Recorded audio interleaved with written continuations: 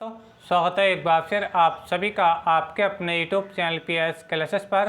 तो दोस्तों आज के इस वीडियो लेक्चर में हम पढ़ेंगे लुईस अम्ल तथा लुईस क्षार के बारे में। अर्थात आज हम बच्चों पढ़ेंगे लुईस एसिड क्या होते हैं, लुईस बेस क्या होते हैं, विद एग्जाम्पल समझेंगे और पूरे कॉन्सेप्ट के साथ समझेंगे कि लुईस एसिड क्या होते हैं, लुईस बेस क्या होते हैं। स्टूडेंट आप लोगों को उस समय आप विशेष रिक्वेस्ट ये करूँगा कि वीडियो लेक्चर को एक बार अगर पूरा देखते हैं तो आपको मैं विश्वास दिलाता हूँ कि आप इस टॉपिक के मास्टर हो जाएंगे। इस टॉपिक से संबंधित आप लोगों को कहीं भी कोई प्रॉब्लम नहीं रहेगी। आपको 100% समझ में आएगा कि लुईस अम्ल क्या होते हैं, लुईस क्षार क्या होते हैं। ठीक है, तो चलिए शुरुआत करते हैं वीडियो लेक्चर की। तो स्टूडेंट आपको बताता चलूँ समय बचाने के लिए लुईस अम्ल और लुईस क्षार की जो डेफिनेशन है एग्जाम्पल से मैंने पहले स्क्रीन पर लिख रखी है। ठीक है, अब मैं इसको पढ़ूंगा फिर इसके रियल फील को समझाऊंगा कि ये लुईस अम्ल और लुईस क्षार क्या होते हैं। तो चलिए शुरुआत करते हैं। तो स्टूडेंट अभी तक आप लोग अगर कॉपी पेन लेकर के नहीं बैठे हैं तो अपना कॉपी पेन लेकर के बैठ जाइए और मेरे साथ अपना नोट्स बनाना शुरू कर दीजिए। ठीक है, तो चलिए शुरुआत करते हैं। तो स्टूडेंट हेडिंग लगाएंगे लुईस अम्ल या लुईस एसिड, क्योंकि आप लोग जानते हैं कि अम्ल को हम इंग्लिश में एसिड कहते हैं। बच्चों क्या कहते हैं? एसिड कहते हैं। क्या डेफिनेशन है समझते हैं। ठीक है, वे सभी उदासीन अणु, वे सभी उदासीन अणु, उदासीन अणु का मतलब बच्चों क्या होता है? एक ऐसा अणु, एक ऐसा मॉलिक्यूल जिसके पास कोई चार्ज ना हो, जिसके पास कोई नेट चार्ज ना हो। ठीक है, चार्ज मतलब आवेश ना हो। ठीक है, या धनायन यानी जिसके ऊपर प्लस चार्ज हो, जैसे कि आप देख पा रहे हैं प्लस प्लस। ठीक है, और तो उदासीन अणु आप ये देख पा रहे हैं PCl3 है, BaF3 है, MgCl2 है। ठीक है, बस में आप लोगों को तो मैंने क्या बताया कि वे सभी उदासीन अणु या धनायन जो इलेक्ट्रॉन ग्रहण करने की क्षमता रखते हैं लुईस अम्ल कहलाते हैं। ठीक है, अब देखिए इसके जो एग्जाम्पल है, एग्जाम्पल क्या देखिए PCl3 है, BF3 है, MgCl2 है। तो ये जो है बच्चे आपके उदासीन अणु हैं तीनों, इनके पर कोई नेट चार्ज नहीं है, जैसे कि मैं आपको बताता हूँ उदासीन अणु हो सकते हैं। ठीक है, फिर आगे मैं आता धनायन, धनायन मतलब जिसके अंदर प्लस चार्ज हो। ठीक है, तो प्लस चार्ज में जैसे H+ है, Ag+ है और आपका Cu2+ है। पास में आप लोगों को मेरी बात ठीक है। अच्छा, अब ये इलेक्ट्रॉन जो ग्रहण करते हैं इनके अंदर इलेक्ट्रॉन ग्रहण करने की क्षमता जो होती है, ठीक है, तो वो किस कारण होती है वो आपको मैं बता रहा हूँ। बच्चों ये जो उदासीन अणु होते हैं, क्या बच्चों उदासीन अणु होते हैं, इनका जो क्या होता है अष्टक पूरा नहीं होता, इनका अष्टक पूरा नहीं होता। अपने अष्टक को पूरा करने के लिए, अपनी स्टेबल फॉर्म को प्राप्त करने के लिए क्या करते हैं, इलेक्ट्रॉनों को ग्रहण करते हैं। बात सुनिए आप लोगों को, यानी इलेक्ट्रॉन ग्रहण करने का जो मेन रीजन बच्चों ये होता है कि इनका जो केंद्रीय परमाणु होता है, मैं आपको एग्जांपल देकर समझाऊंगा कि उसका अष्टक पूरा नहीं होता। तो अपने ऑक्टेट को कंप्लीट करने के लिए, अपने आप को स्टेबल करने के लिए ये कहते हैं इलेक्ट्रॉन ग्रहण करते हैं। चलिए एक एग्जाम्पल के माध्यम से आपको समझाता हूँ। ठीक है, जैसे कि आप स्क्रीन पर देख पा रहे हैं PCl5। तो PCl5 में बच्चों ये जो आपका फास्फोरस है ये आपका केंद्रीय आइटम है, यानी केंद्रीय परमाणु है। ठीक है, और ये जो आपका Cl है वो आपकी इसकी वैलेंसी को पूरा कर रहे हैं। ठीक है, अच्छा अब देखिए स्टैंड ये जो केंद्रीय परमाणु है, ठीक है, अब आप जानते हैं कि फास्फोरस का जो एटॉमिक नंबर होता है स्टैंड, फास्फोरस का जो एटॉमिक नंबर होता है कितना होता है बच्चों? 15 होता है। कितना होता है? 15 होता है। ठीक है, अब इलेक्ट्रॉनिक कॉन्फ़िगरेशन या इलेक्ट्रॉनिक विन्यास की बात करें तो इलेक्ट्रॉनिक विन्यास 2,8,5। ठीक है, तो 15 इलेक्ट्रॉन होंगे कि उसका एटॉमिक नंबर 15 है, तो 2 और 8 कितना हो गया? 10 और 5 15, बिल्कुल पूरा है, नंबर पूरा आ रहा है। अब ध्यान से देखो बच्चों कि इसको अष्टक पूरा करने में कितने इलेक्ट्रॉन की कमी है? इसको अष्टक पूरा करने के लिए बच्चों 3 इलेक्ट्रॉन की कमी है। कितने के बच्चों? 3 इलेक्ट्रॉन, यानी इसकी बाह्यतम कक्षा में कितने इलेक्ट्रॉन है? 5 होने कितने चाहिए?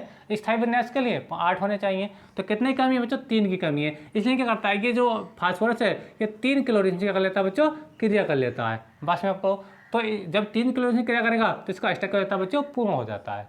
बात सुनिए आप लोगों को, तो यही मैं आपको बता रहा था कि इसमें जो केंद्रीय एटम होता है इसका अष्टक पूरा नहीं होता, उसको अष्टक को पूरा करने के लिए इलेक्ट्रॉनों को ग्रहण करता है। और जो इलेक्ट्रॉनों को ग्रहण करते हैं तो वही क्या कहलाते हैं? मैंने कहा ना इलेक्ट्रॉन ग्रहण करने की क्षमता रखते हैं। ठीक है, वही क्या कहलाते हैं? आपके बच्चों क्या कहलाते हैं? लुईस अम्ल यानी लुईस एसिड कहलाते हैं। ठीक है, तो ये तो मैंने बात बताई एक उदासीन अणु के लिए। अब आप इसको अगर बात करें H+ के लिए बात कर लें, H+ के बाद इसके बाद कोई भी इलेक्ट्रॉन नहीं है और इसमें प्लस चार्ज है। कौन चार्ज है? प्लस चार्ज है। और प्लस चार्ज हमेशा क्या है? माइनस की ओर को आकर्षित होता है, यानी माइनस वाला पार्टिकल इसकी ओर को आना चाहेगा।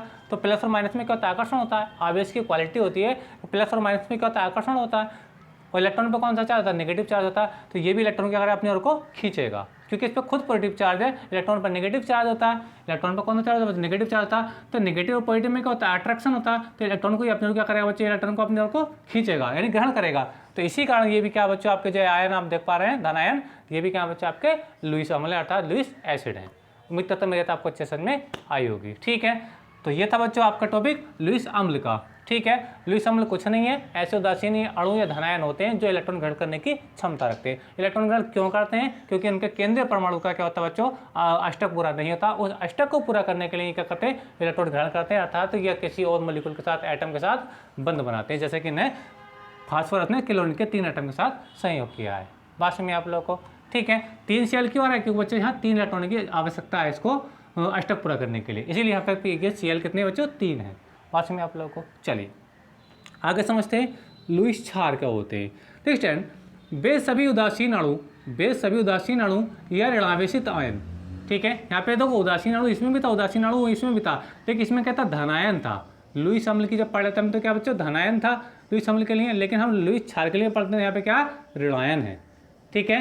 तो क्या देखिए, वे सभी उदासीन अणु या ऋणायन मतलब जिसके बाद नेगेटिव चार्ज, जैसे कि आप स्क्रीन पर देख पा रहे होंगे, क्लोरीन माइनस, ब्रोमीन माइनस, ठीक है। ऋणायन जिनके पास कम से कम एक आयुग्मित इलेक्ट्रॉन का एक जोड़ा, जिसको हम क्या कहते हैं, एकाकी इलेक्ट्रॉन, इसको लोन पेयर कहते हैं, इंग्लिश में कहते हैं लोन पेयर, एकाकी इलेक्ट्रॉन। एकाकी इलेक्ट्रॉन क्या होते हैं बच्चे? एकाकी इलेक्ट्रॉन ऐसे इलेक्ट्रॉन होते हैं जो अभिक्रिया करने के पश्चात किसी दूसरे एटम के साथ, ठीक है, और वो इलेक्ट्रॉन शेष रह जाते हैं, तो उसको हम बोलते हैं बच्चों एकाकी इलेक्ट्रॉन। जैसे कि आप यहाँ मैं अमोनिया के स्ट्रक्चर में आपको दिखाने वाला हूँ, ठीक है। तो पहले डेफिनेशन को समझते हैं, फिर मैं इसके रियल फील्ड को बताऊँगा कि ये जो आपका एकाकी इलेक्ट्रॉन होता है तो क्या होता है। तो मैं क्या कह रहा था, वे सभी उदासीन अणु या ऋणायन जिनके पास कम से कम एक आयुग्मित इलेक्ट्रॉन का जोड़ा यानी एकाकी इलेक्ट्रॉन होता है, लुईस क्षार कहलाते हैं। बात समझ रही है, ठीक है। या फिर इसको ऐसे भी लिख सकते थे, ऐसे उदासीन अणु या ऋणायन जो एकाकी इलेक्ट्रॉन युग्म दान करने की क्षमता रखते हैं, क्योंकि ये ग्रहण कर रहा है, ठीक है, ये दान करने की क्षमता रखते हैं, ठीक है, उनको कहते हैं हम लुईस क्षार कहते हैं। चलिए एग्जाम्पल के माध्यम से आपको बता रहा हूँ। देखिए स्टैंड, जैसे कि आप देख पा रहे हैं, मैं थोड़ा देखिए इसको यहाँ पे, चाहे आप इसका स्क्रीनशॉट ले लीजिए, मैं इस लाइन को यहाँ पर थोड़ा रब करूँगा ताकि आपको मैं इसके रियल फील को समझा सकूँ स्टैंड, ठीक है। तो चलिए आप थोड़ा इसका स्क्रीनशॉट ले लीजिए बच्चों, ताकि मैं आपको बताऊं कि जो एकाकी इलेक्ट्रॉन होते हैं वो क्या होते हैं, ठीक है, और ये किस प्रकार से डिनोट करता है एकाकी इलेक्ट्रॉन को कोई एटम, उसको आपको मैं समझाने वाला हूँ।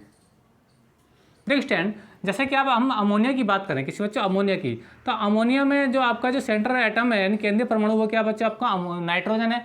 और नाइट्रोजन का बच्चों ध्यान से देखो, नाइट्रोजन का जो एटॉमिक नंबर होता है बच्चों 7 होता है। कितना होता है? 7 होता है, ठीक है। इलेक्ट्रॉनिक विन्यास की और बात करें बच्चों, केवल नाइट्रोजन की बात कर रहा हूँ, तो आएगा कितना, 2,5 आएगा, 2,5 आएगा, ठीक है। अच्छा, अब 2,5 आएगा तो इसको अपना अष्टक पूरा करने के लिए, कितने इलेक्ट्रॉन चाहिए? अष्टक पूरा करने के लिए इसको बच्चों अभी 3 इलेक्ट्रॉन और चाहिए। कितने इलेक्ट्रॉन? 3, ठीक है। और 3 इलेक्ट्रॉन चाहिए तो तभी तो ये अमोनिया 3 हाइड्रोजन से क्रिया करता है, 3 हाइड्रोजन से क्या करता है बच्चों, क्रिया करता है। पास में आप लोगों को तो NH3 बनाता है, लेकिन 3 हाइड्रोजन से क्रिया करने, क्योंकि यहाँ पे देखो भातंग कक्षा में कितने इलेक्ट्रॉन होंगे इसके, नाइट्रोजन के 5 होंगे। तो देखो 1 2 3 4 और ये 5, बात समझ आ रही है। देखो 1 2 3 4 5, बात समझ आ रही है, ठीक है। तो ये जो 5 इलेक्ट्रॉन है, ये जो 5 इलेक्ट्रॉन है, ये किसके बच्चों, नाइट्रोजन के, किसके हैं, नाइट्रोजन के, जिसकी बाह्यतम कक्षा में, ठीक है। अभी अष्टक पूरा करने के लिए क्या कर रहा है, 3 हाइड्रोजन से संयोग कर रहा है, 3 हाइड्रोजन से संयोग कर रहा है। तो 5 इलेक्ट्रॉन इसके और 3 एक हाइड्रोजन से ये लेगा, क्योंकि हाइड्रोजन पे 1 इलेक्ट्रॉन होता है, आप जानते हैं। तो 5 और 3 कुल मिला कितने हो जाएंगे बच्चे, 8 हो जाएंगे। कितने इलेक्ट्रॉन जाएंगे इसके, 8 इलेक्ट्रॉन, इसका अष्टक पूरा हो जाएगा। बस में आ रही है। तो देखो आप ध्यान से देखो कि नाइट्रोजन के इस इलेक्ट्रॉन ने साझेदारी करी है, नाइट्रोजन के इस वाले इलेक्ट्रॉन ने भी साझेदारी करी है, नाइट्रोजन के इस इलेक्ट्रॉन ने भी साझेदारी करी है, लेकिन ये तो ऊपर जो इलेक्ट्रॉन देख पा रहे हैं, तो बच्चे इन्हीं इलेक्ट्रॉनों को हम क्या कहते हैं बच्चे, एकाकी इलेक्ट्रॉन कहते हैं, जिनको हम लोन पेयर कहते हैं। इन्हीं दोनों इलेक्ट्रॉनों को हम क्या कहते हैं बच्चों, लोन पेयर कहते हैं। यानी अभिक्रिया में जो इलेक्ट्रॉन भाग नहीं लेते, शेष रह जाते हैं एटम पर, उन्हीं को कहते हैं बच्चों हम लोन पेयर यानी एकाकी इलेक्ट्रॉन कहते हैं, ठीक है। अच्छा, अब जब ये अमोनिया किसी और से क्रिया करेगा, तो इनके साथ क्या करेगा, इनको अपने को दान कर देगा। क्या करेगा, दान करेगा। जैसे कि मैं आपको बता रहा था कि जो आपके जो लुईस क्षार होते हैं, ये एकाकी इलेक्ट्रॉन दान करने की क्षमता रखते हैं, जबकि जो आपके लुईस अम्ल होते हैं वो इलेक्ट्रॉन ग्रहण करने की क्षमता रखते हैं। ये इलेक्ट्रॉन ग्रहण करते हैं, जबकि ये इलेक्ट्रॉनों को दान करते हैं, जिनके पास ये शेष रह जाते हैं। अभी कैसे होता है प्रोसेस, चलिए आपको समझाता हूँ मैं, ठीक है। तो चलिए देखिए आपको समझा रहा हूँ। जैसे इस टाइम आप लोग जानते हैं कि अमोनिया NH3 का स्ट्रक्चर मैंने आपको ये दिखाया। चलिए मैं इसको दोबारा बना कर दिखा रहा हूँ आप लोगों को यहाँ से।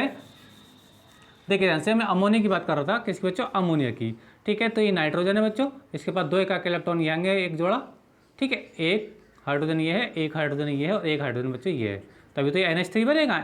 H3 है तो N1 है, ठीक है। पास में आपको अब देखो, यही अगर अमोनिया, मैं बात कर रहा हूँ, ध्यान समझो। देखिए ध्यान समझो, ये एक हाइड्रोजन बच्चों ये हैगा, एक हाइड्रोजन बच्चों ये हैगा, एक हाइड्रोजन मान लो बच्चों ये हैगा। ये जो 3 1 2 3 है ना, वो मैंने ये दिखा दिया। और ये जो आप ये देख पा रहे हैं बच्चों, ये देख पा रहे हैं, मान लीजिए वो इलेक्ट्रॉन कहाँ बच्चों ये होंगे, ठीक है। अच्छा, अब मान लीजिए H प्लस से क्रिया कर रहा है, कैसे क्रिया कर रहा है, H प्लस से क्रिया कर रहा है। H प्लस का मतलब क्या है, क्योंकि इसके हाइड्रोजन पे एक इलेक्ट्रॉन होता है और जब प्लस से आ जाए तो ये मतलब अपने अंदर से एक इलेक्ट्रॉन को त्यागे हुए, अपने अंदर से इलेक्ट्रॉन को त्यागे, यानी इसके पास एक भी इलेक्ट्रॉन नहीं है, ठीक है। बस में ये इसके पास एक भी इलेक्ट्रॉन नहीं है, बिल्कुल गरीब है ये हाइड्रोजन, H प्लस यानी H धनायन है, ठीक है। अच्छा, अब जब इसे रिएक्शन कराएंगे बच्चों तो होगी क्या कि ये जो इलेक्ट्रॉन है, ये जो इलेक्ट्रॉन है, दोनों इलेक्ट्रॉन, क्योंकि एक बॉन्ड बनने के लिए, एक बॉन्ड बनाने के लिए 2 इलेक्ट्रॉन की जरूरत पड़ती है, एक बॉन्ड बनाने के लिए 2 इलेक्ट्रॉन की जरूरत पड़ती है, बस में आपको। तो इस पर तो इलेक्ट्रॉन है नहीं, बॉन्ड कैसे बनेगा, तो ये दोनों इलेक्ट्रॉन जो है नाइट्रोजन इसके साथ अपने इलेक्ट्रॉन इसको दान करेगा, किसको, H प्लस को, तब ये बॉन्ड बनेगा। तो आगे का प्रोसेस क्या होगा, ध्यान समझें, चलिए मैं समझाता हूँ। तो ये नाइट्रोजन इसको इलेक्ट्रॉन क्या करेगा बच्चों, ये दान करेगा, क्या करेगा, दान करेगा। तो देखिए क्या बनेगा, यहाँ से आगे बनेगा स्टैंड, आगे बनेगा ये आपका NH, देखो एक H 2 H 3 H पहले से ही है और एक H ही आएगा बॉन्ड बनकर, कितना देंगे, 4 H हो जाएंगे बच्चे, कितना देंगे, 4 H हो जाएंगे। तो NH4 और इस पर क्या जाएगा बच्चे, प्लस चार्ज आ जाएगा, यानी अमोनियम आयन बन जाएगा। क्या बच्चा बन जाएगा, ये अमोनियम आयन बनेगा, अमोनियम आयन, ठीक है। कैसे बनेगा फिर समझो, अमोनिया थी, ठीक है, एक आके इलेक्ट्रॉन, 2 इलेक्ट्रॉन इसके पास है, H प्लस के पास कोई इलेक्ट्रॉन नहीं था, ठीक है। और इलेक्ट्रॉन का बॉन्ड बनने के लिए, यानी H प्लस के साथ इसका बॉन्ड बनने के लिए 2 इलेक्ट्रॉन चाहिए, क्योंकि एक सिंगल बॉन्ड बनाने के लिए एक सिंगल बॉन्ड बनाने के लिए 2 इलेक्ट्रॉन की जरूरत पड़ती है। तो इसके पास तो इलेक्ट्रॉन है नहीं, तो दोनों इलेक्ट्रॉन कौन दे रहा है, नाइट्रोजन दे रहा है, ठीक है। तो क्या बनना है बच्चों, NH4 प्लस बनना है। प्लस क्यों बनना है, क्योंकि इनने इलेक्ट्रॉन दिए ना, क्यों, हम जानते हैं जो इलेक्ट्रॉन त्यागता है उसके अंदर से क्या था, प्लस चार्ज आता है, ठीक है। तो ये अपने अंदर से इलेक्ट्रॉन को रिलीज कर रहा है, तो इसलिए क्या, से प्लस चार्ज आ रहा है, ठीक है। तो क्या बनना है बच्चों, आपका NH4 बनना है, यानी अमोनियम आयन बनना है, क्योंकि ये दान कर रहा है। तो ये तो मैं आपको बता रहा था, कम से कम एक या तो एक आयुग्मित इलेक्ट्रॉन का जोड़ हो, यानी एक इलेक्ट्रॉन युग्म होता हो, ठीक है, तो लुईस क्षार कहलाते हैं, या फिर उसको दान करने की क्षमता रखता हो तो भी क्या कहलाता है, लुईस क्षार कहलाता है। बस में आप लोगों को तो उम्मीद करता हूँ ये आपको समझ में आया होगा। ऐसी वाटर का मॉलिक्यूल है, देखो इस पर भी क्या है, एकाकी इलेक्ट्रॉन युग्म है, देखो यहाँ पे भी क्या एकाकी इलेक्ट्रॉन युग्म है, ये आपका जल है यानी H2O, देखो H2 और ये आएगा आपका एल्कोहल है, ठीक है, जहाँ R का एल्किल ग्रुप है, OH क्या बच्चों, एल्कोहल ग्रुप है, ठीक है। तो ऑक्सीजन पे देखो 2 एकाकी इलेक्ट्रॉन युग्म है, तो जहाँ पे तो एकाकी इलेक्ट्रॉन हो, चाहे एक हो, चाहे 2 हो, या 2 से ज़्यादा जोड़े दिखाई दे जाए, ठीक है, लेकिन होते क्या है बच्चे, आपके लुईस क्षार होते हैं, ठीक है। और याद रखना, ये अभिक्रिया में अपने इलेक्ट्रॉन युग्म को दान करते हैं, जैसे कि ये अमोनिया इसको दान कर रहा था, ठीक है। तो ये क्या होते हैं बच्चे, आपके लुईस क्षार होते हैं, और ये आपके बच्चे लुईस अम्ल होते हैं। उम्मीद करता हूँ मेरा तो आपको अच्छे समझ में आई होगी स्टैंड, ठीक है। अच्छा, एक बार मैं और आपको बताता चलूँ बच्चों कि ये जो H प्लस है, ये जो H प्लस देखो यहाँ से देखो, ये क्या था, लुईस अम्ल था, क्या था बच्चों, लुईस अम्ल था H प्लस, ठीक है। और अमोनिया क्या थी, ये क्षार थी, क्या थी बच्चों, क्षार थी। तो देखो इसी की ये क्षार है और ये अम्ल है, ठीक है। तो ये इलेक्ट्रॉन को कौन ले रहा है, H प्लस ले रहा है ना, तो जो ग्रहण कर रहा है उसी को तो हम क्या कहते हैं, अम्ल कहते हैं। तो H प्लस तो इलेक्ट्रॉन ले रहा है यहाँ पे, बात समझ रही है आप लोगों को। और ये जो ये अमोनिया, ये इलेक्ट्रॉन दान कर रहा है ना। तो दान करने वाला कौन होता है, क्षार होता है, ग्रहण करने वाला कौन होता है, अम्ल होता है। बात समझिए आप लोगों को मेरी बात। तो ये टॉपिक था बच्चों आपका लुईस अम्ल और लुईस क्षार का। उम्मीद करता हूँ कि आपको अच्छे समझ में आया होगा, और वीडियो आपको समझ में आया तो प्लीज़ आप लोगों से मेरा विशेष रिक्वेस्ट है कि वीडियो को लाइक अपने दोस्तों में शेयर कर जरूर करें। मिलेंगे किसी नेक्स्ट वीडियो में किसी नेक्स्ट टॉपिक के साथ, तब तक के लिए धन्यवाद, बेस्ट ऑफ लक।